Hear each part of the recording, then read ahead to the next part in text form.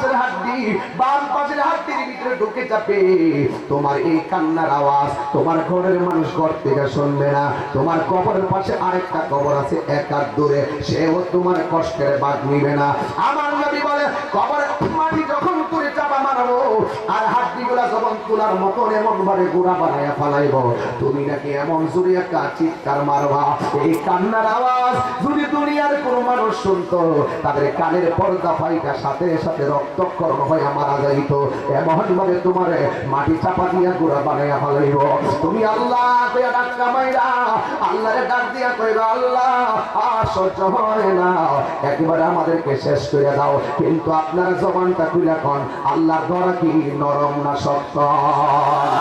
ইন্না বাতাশা রাব্বিকা লাশাদীদ